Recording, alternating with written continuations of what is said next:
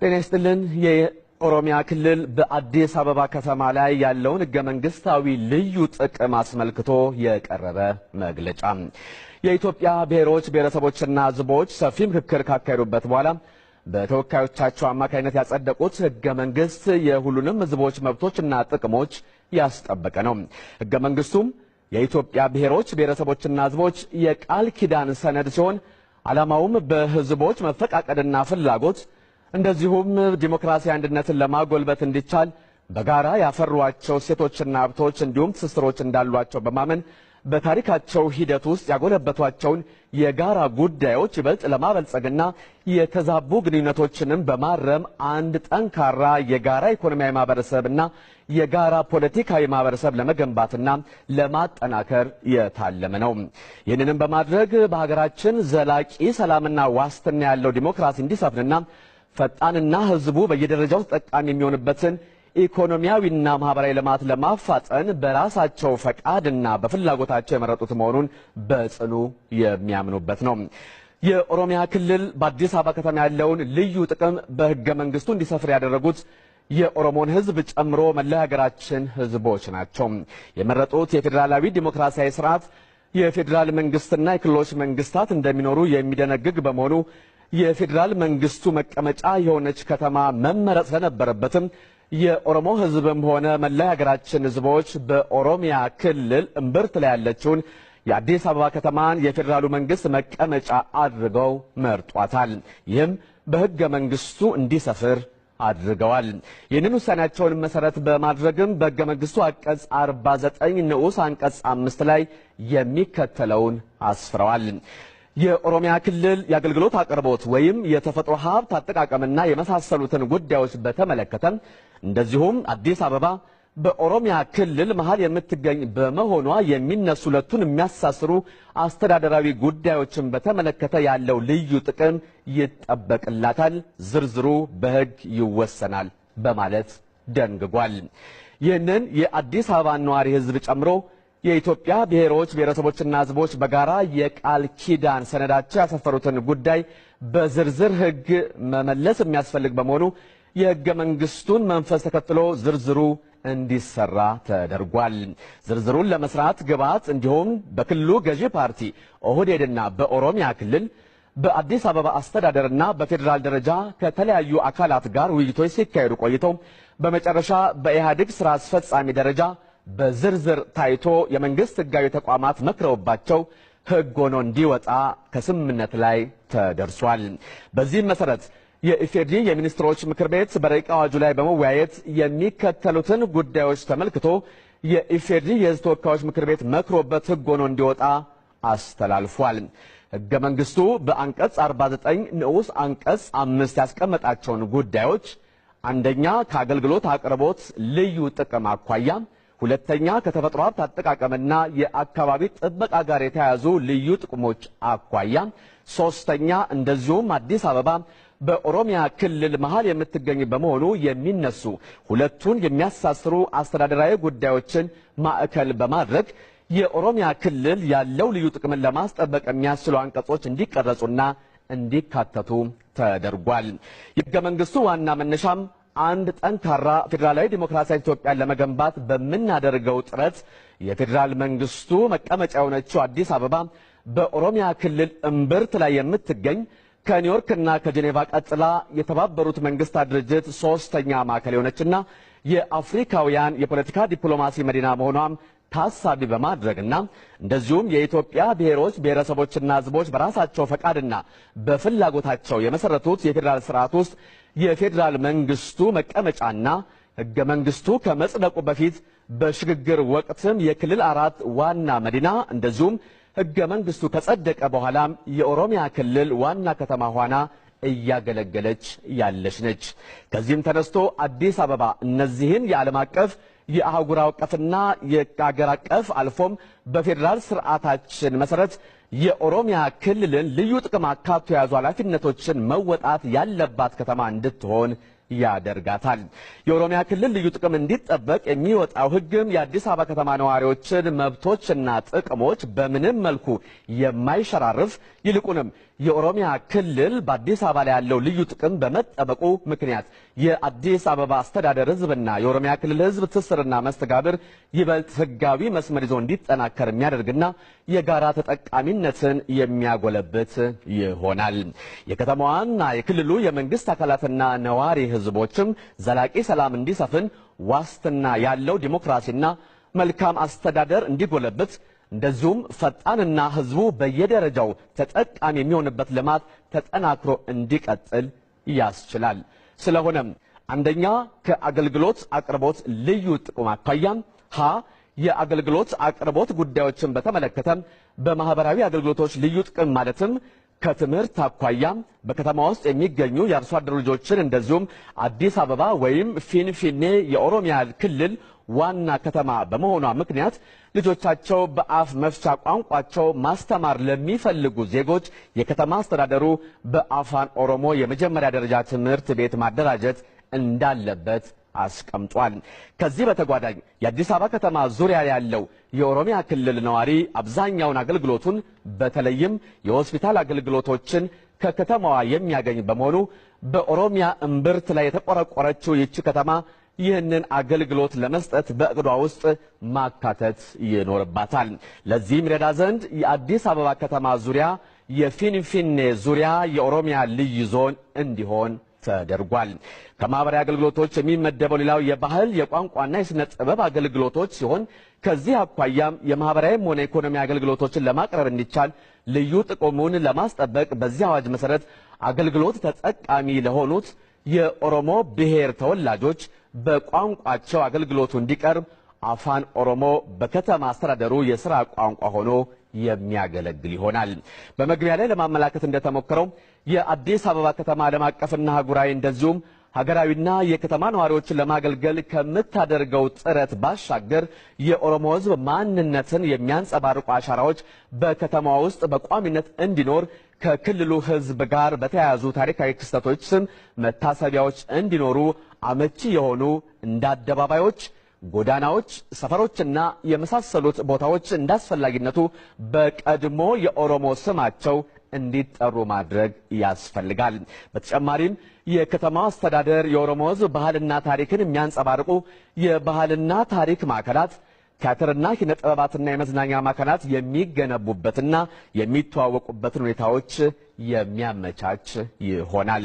ከኦሮሚያ ክልል ጋር በተያያዘም የከተማዋ ስያሜ ፊንፊኔ ተብሎ ስትቆረቆር በነበረው ስያሜዋ የሚጠራ መሆኑ ይታወቃል። በዓለም አቀፍ በአህጉራዊና በአገር አቀፍ ደረጃ በፌዴራል መንግስቱና በአዲስ አበባ አስተዳደር አዲስ አበባ ተብሎ የሚጠራ መሆኑም ግልጽ ነው። ይህም ህገ መንግስታዊ መሰረት ያለው ነው። በሁለቱም እርከኖች ያለው የከተማዋ መጠሪያ ባለበት እንዲቀጥል ማድረጉ ተገቢና ይኸው እንደተጠበቀ ነው። የሁለቱም የከተማዋ መጠሪያዎች ፊንፊኔና አዲስ አበባ በህግ ፊት እኩል ዕውቅና እንዳላቸው ማስቀመጡ ተገቢ ይሆናል። መሰረታዊ ነገሩን የሚቀይር ባይሆንም የስሞቹን አጠቃቀም ዝርዝር በደንብ መወሰን ያስፈልጋል በሚልም ተቀምጧል። በኦሮሚያ ክልል በአዲስ አበባ ከተማ ስለሚኖረው ኢኮኖሚ አገልግሎት ልዩ ጥቅም በተመለከተ ሲዘረዘር ከመሬት አቅርቦት፣ ከውሃ አገልግሎት አቅርቦት፣ ከፍሳሽና ደረቅ ቆሻሻዎች የማስወገድ አገልግሎት፣ የትራንስፖርት አገልግሎት፣ የሥራ ዕድል አቅርቦት፣ በመንግስት ወጪ ከሚገነቡ የኮንዶሚኒየም ቤቶች አቅርቦት እንደዚሁም ከገበያ ማዕከላት አቅርቦትና አርሶ አደሩ ለልማት ተነሽ ሲሆን በቂ ካሳ የማግኘትና በዘላቂነት የማቋቋም አገልግሎቶችን ያካተተ እንዲሆን ተደርጓል። እዚህ ላይ ብዥታ ሊኖር የማይገባው ነገር ቢኖር እነዚህ አገልግሎቶች በሚቀርቡበት ጊዜ የኦሮሚያ ክልል አዲስ አበባ ከተማ ከሌሎች ክልሎች በተለየ ሁኔታ ሊጠበቅለት የሚገባው ልዩ ጥቅምን ለማመላከት እንጂ በአዲስ አበባ ነዋሪዎች ዜጎች ላይ በብሔር ልዩነት ምክንያት የተለየ ጥቅም ለማቅረብ እንዳይደለ ግንዛቤ ሊያዝበት ይገባል። በብሔር ልዩነት ምክንያት በግለሰብ ባለሀብቶች፣ በመንግስት ሰራተኞች ወይም በማናቸውም ዜጎች መካከል ልዩነት አይኖርም። የመሬት አቅርቦቱም ለክልሉ ለተለያዩ መንግስታዊ ስራዎችና ህዝባዊ አገልግሎቶች የሚውሉ ህንጻዎች የሚሰሩበትን መሬት ከሊዝ ነፃ እንዲያገኙ ለተቋማቱ ብቻ የተፈቀደ መሆኑ ግንዛቤ መያዝ ያለበት ይሆናል። የአዲስ አበባ ከተማ አስተዳደር የመጠጥ ውሃ የሚያገኘው በአብዛኛው በኦሮሚያ ክልል ውስጥ ከሚገኙ የከርሰ ምድርና የገጸ ምድር መገኛዎች በመሆኑ ከዚህ አኳያ ጉድጓዱ የሚቆፈርበት ግድብ የሚለማበት ወይም የውሃ መስመሩ አቋርጦ የሚያልፍባቸው የክልል ከተሞችንና ቀበሌዎች በአስተዳደር ወጪ የመጠጥ ውሃ ተጠቃሚ እንዲሆኑ እንደሚደረግ በህጉ ተቀምጧል።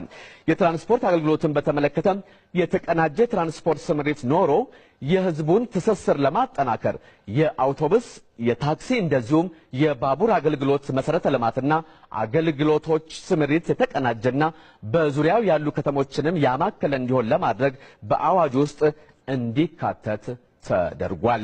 ከአዲስ አበባ ጋር በተያያዘ በዙሪያ ያሉ ወጣቶች በተቀናጀ ሁኔታ የስራ ዕድል ተጠቃሚ እንዲሆኑ ሁኔታዎችን የማመቻቸት ሌሎች በአዲስ አበባ ዙሪያ ባሉት አካባቢዎች አዲስ አበባ የሚሰራቸው ስራዎች ለዙሪያ ወጣቶች ስራ ዕድል እንዲያመቻች በእውቀትና በእቅድ የተመሰረተ ስራ መሰራት ያለበት ይሆናል። የአዲስ አበባ ከተማ በኦሮሚያ ክልል እምብርት ላይ ያለች በመሆኑ በዙሪያዋ በግብርና ስራ የሚተዳደሩ አርሶ አደሮች ይገኛሉ። እነዚህ አርሶ አደሮች ለአዲስ አበባ ከተማ የምግብ እህል በማቅረብ የከተማዋን ህዝብ ኑሮ ደግፈው የያዙ ናቸው። አርሶ አደሮቹም በቀጥታ ከምርቶቻቸው ተጠቃሚ እንዲሆኑ የመሃል ደላሎችን አስወግደው በቀጥታ ከሸማቹ ጋር በግብይት ሰንሰለት እንዲተሳሰሩ የከተማ አስተዳደሩ ምርቶቻቸውን የሚሸጡባቸውን የገበያ ቦታ በማዘጋጀት በራሱ ወጪ የግብይት ማዕከላትን አቋቁሞ ለአርሶ አደሮቹና ማህበሮቻቸው እንዲያቀርብ እንዲደረግ በአዋጁ የተቀመጠ ጉዳይ ነው። የከተማ አስተዳደሩ ከባንኮች ጋር በመተባበር የማህበራዊ ቤቶች የሆኑትን የኮንዶሚኒየም ቤቶች አስገንብቶ ከነዚህ ውስጥ በከተማው ላሉ የመንግስት ሰራተኞችና ሴቶች በኮታ በዕጣ ውስጥ ገብተው እንዲወዳደሩ ያደርጋል። በተመሳሳይ መልኩ ለኦሮሚያ ክልል መንግስት ሰራተኛ ሆነው በከተማ ውስጥ ለሚኖሩትም ተመሳሳይ እድል እንዲሰጥ በአዋጅ ውስጥ እንዲካተት ተደርጓል። በከተማ ውስጥ ለበርካታ ጊዜያት የኖረው የኦሮሞ አስተዳደር ቁጥሩ ቀላል ባልሆነ ሁኔታ በልማት ምክንያት ተነሺ ነበር። አሁንም ለልማቱ ተፈላጊ እስከሆነ ድረስ በማሳመን ይህንኑ መፈጸም የሚገባ ይሆናል። ዋናው ቁም ነገር ይህ ተነሺ አርሶ አደር ቢያንስ ከቀድሞ ኑሮ የተሻለ ሁኔታ ሊፈጠርለት ይገባል። በልማቱ ማስፋፋት ምክንያት ተጎጂ ሊሆን በጭራሽ አይገባም። በዚህ መሰረት ለወደፊቱ በቂ ካሳና በዘላቂነት የሚቋቋምበት ሁኔታ እንዲመቻችለት ከዚህ በፊት የተሰራውም ስራ ተፈትሾ ጉድለቶች እንዲስተካከሉ እነዚህን ስራዎች የሚያስተባብር የሚመራና የሚያስፈጽም ጽሕፈት ቤት እንዲደራጅ በአዋጁ እንዲካተት ተደርጓል። ሁለተኛ፣ የኦሮሚያ ክልል በከተማው ስለሚኖረው የተፈጥሮ ሀብት አጠቃቀምና የአካባቢ ጥበቃ ልዩ ጥቅም ከከተማው መሰረተ ልማት አቅርቦት ከመጠጥ ውሃ አቅርቦት ከደረቅና ፈሳሽ ቆሻሻ አወጋገር ጋር የተያያዘ በተፈጥሮ ሀብት ላይና በአየርና ውሃ ላይ የሚደርስ ብክለት እንዳይኖር የሚያደርግና ይህንን መብት የማስጠበቅ ጉዳይ ላይ ልዩ ትኩረት ሊሰጠው እንደሚገባ ታምኖበታል። ከዚህ አኳያ በአዲስ አበባ ከተማ ዙሪያ ያሉ ከተሞችና ቀበሌዎች ከከተማው ከሚወጡ ደረቅና ፈሳሽ ቆሻሻዎች ከሚደርሱ የአካባቢ ብክለትና ጉዳት የመጠበቅ መብት እንዳላቸው ከአዲስ አበባ ከተማ በሚወጡ ደረቅና ፈሳሽ ቆሻሻዎች ከሚደርሱ የአካባቢ ብክለትና ጉዳት የክልሉን ከተሞችና ቀበሌዎች ለመጠበቅ የአካባቢ ተጽዕኖ ግምገማ እንዲካሄድ እንደሚደረግ ቆሻሻን መልሶ የመጠቀም ስርዓት እንደሚዘረጋ በአዲስ አበባ ከተማ ዙሪያ ያሉ ከተሞችና ቀበሌዎች ደህንነቱ ሳይጠበቅና ቁጥጥር ሳይደረግበት ከተቀመጠው ደረጃ በላይ ወደ ክልሉ በተጣሉ ወይም በፈሰሱ ቆሻሻዎች ምክንያት በሰው በእንስሳትና በተፈጥሮ አካባቢ ላይ ለደረሰው ጉዳት በሕግ አግባብ ከአስተዳደሩ ካሳ የማግኘት መብት እንደሚኖራቸው ለአዲስ አበባ ከተማ ልማት የግንባታ ማዕድናት ማግኛ ስፍራዎች የአየር ብክለትን እንዳያስከትሉና ለደን ልማት ወይም ለሌሎች ልማቶች መዋል እንዲችሉ እንዲያገግሙ እንደሚደረጉ ለአዲስ አበባ ከተማ የደረቅና ፍሳሽ ቆሻሻ ማከሚያና ማስወገጃ ቦታዎች እንደዚሁም መልሶ መጠቀሚያ ስፍራዎች አስተዳደሩና ክልሉ በጋራ ባጠኗቸው ቦታዎችና ሳይንሳዊ መስፈርቶችን ባሟሉ ሁኔታዎች እንዲተዳደሩ እንደሚደረጉ በአዋጁ በዝርዝር እንዲካተት ተደርጓል። ሶስተኛ ተቋሙን ስለማደራጀት በረቂቅ አዋጁ አንቀጽ 14 በአስተዳደሩ ውስጥ በልማት ምክንያት የሚፈናቀሉ የኦሮሞ ብሔር አርሶ አደሮች ዘላቂ መቋቋሚያ የሚሆን ካሳ የማግኘት መብታቸውን ለማስከበርና ከዚህ በፊት በልማት ምክንያት የተፈናቀሉና በቂ ካሳ ያላገኙ የኦሮሞ ብሔር አርሶ አደሮች በጥናት ላይ የተመሰረተ የማስተካከያ ስራ ለመስራት ከሚቋቋመው ጽሕፈት ቤት በተጨማሪ አዋጅ ውስጥ የተጠቀሱትንና ሌሎች የጋራ ጉዳዮችን ክልሉና አስተዳደሩ የሚወያዩበትና የሚወስኑበት ተጠሪነቱ ለፌዴራል መንግስት የሆነ ከአስተዳደሩና ከክልሉ ምክር ቤት ተውጣጣ የጋራ ምክር ቤት እንደሚቋቋም ተመልክቷል። የምክር ቤቱ ዋና ዓላማውም በሕገ መንግስቱ አንቀጽ 49/5 መሰረት የኦሮሚያ ክልል የአገልግሎት አቅርቦት፣ የተፈጥሮ ሀብት አጠቃቀምና የመሳሰሉትን ጉዳዮች በተመለከተ እንደዚሁም አዲስ አበባ ከተማ በኦሮሚያ ክልል መሃል የሚገኝ በመሆኑ የሚነሱ ሁለቱን የሚያስተሳስሩ አስተዳደራዊ ጉዳዮችን በተመለከተ በዚህ አዋጅ የተዘረዘሩትን ልዩ ጥቅሞች በተጨባጭ ተግባራዊ እንዲሆን መከታተል፣ መገምገምና ለአፈጻጸሙ ቅልጥፍና ድጋፍ ማድረግ ይሆናል። የምክር ቤቱን አባላት በተመለከተ ከአስተዳደሩ ምክር ቤትና ከክልሉ ምክር ቤት በእኩል ቁጥር የሚወከሉ እንደሚሆን ዝርዝር የምክር ቤቱ አወቃቀር፣ ተግባርና ኃላፊነት፣ የሥራ ዘመን፣ የስብሰባ ስነ ስርዓት፣ የአባላት ስነ ምግባርና በጀት የሚኒስትሮች ምክር ቤት በሚያወጣው ደንብ እንደሚወሰን ተመልክቷል። አራተኛ ማጠቃለያ በኢትዮጵያ ፌዴራላዊ ዲሞክራሲያዊ ሪፐብሊክ ሕገ መንግስት አንቀጽ 49 ንዑስ አንቀጽ 5 የኦሮሚያ ክልል የአገልግሎት አቅርቦት ወይም የተፈጥሮ ሀብት አጠቃቀምና የመሳሰሉትን ጉዳዮች በተመለከተ እንዲሁም አዲስ አበባ በኦሮሚያ ክልል መሃል የምትገኝ በመሆኗ የሚነሱ ሁለቱን የሚያስተሳስሩ አስተዳደራዊ ጉዳዮችን በተመለከተ ያለው ልዩ ጥቅም ይጠበቅለታል፣ ዝርዝሩ በሕግ ይወሰናል በማለት ይደነግጋል። የሕገ መንግስቱን ድንጋጌ በስራ ላይ ለማዋልና የኦሮሚያ ክልልን ልዩ ጥቅም ለማስጠበቅ ዝርዝር ሕግ ለማውጣት ጥረቶች ሲደረጉ ቆይተው ይህ ረቂቅ አዋጅ ሊዘጋጅ ተችሏል።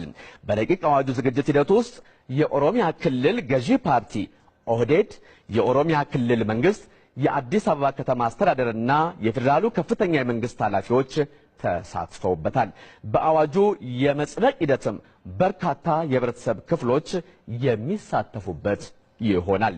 ዋናው ጉዳይ ይህ ህገ መንግስታዊ ድንጋጌ መላው የሀገራችን ብሔሮች ብሔረሰቦችና ህዝቦች ተስማምተው ያጸደቁት ድንጋጌ ነው። በመሆኑም መላውን የሀገራችንን ህዝቦች ተጠቃሚ የሚያደርግና የፌዴራላዊ ዲሞክራሲያዊ ስርዓታችን የበለጠ ጥልቀት እንዲኖረውና ህዝቦች በመከባበርና በመፈቃቀድ ለሀገራችን ዘላቂ ሰላምና ዋስትና ያለው ዲሞክራሲ እንደዚሁም መልካም አስተዳደርን ለማስፈንና ፈጣንና ህዝቡን በየደረጃው ተጠቃሚ የሚሆንበትን ኢኮኖሚያዊና ማህበራዊ እድገት ለማረጋገጥ ይረዳናል። ይህን ልዩ ጥቅም በዝርዝር አዋጁ ማውጣቱ የማንንም ህዝብ እንዲሁም የአዲስ አበባ ነዋሪዎች መብትና ጥቅም በማይጋፋ መንገድ በህገ መንግስቱም የተቀመጠ በመሆኑ ይኸው በዝርዝር ህጉም በጥንቃቄ የተሰራ ነው። ጉዳዩ ከሁሉም ህዝቦች ጥቅም አኳያ ተዘርዝሮ የተዘጋጀ ነው። የኢትዮጵያ ፌዴራላዊ ዲሞክራሲያዊ ሪፐብሊክ የሚኒስትሮች ምክር ቤት። ኢትዮጵያ ለዘላለም ትኑር! ኢትዮጵያ ለዘላለም ትኑር! ኢትዮጵያ ለዘላለም ትኑር!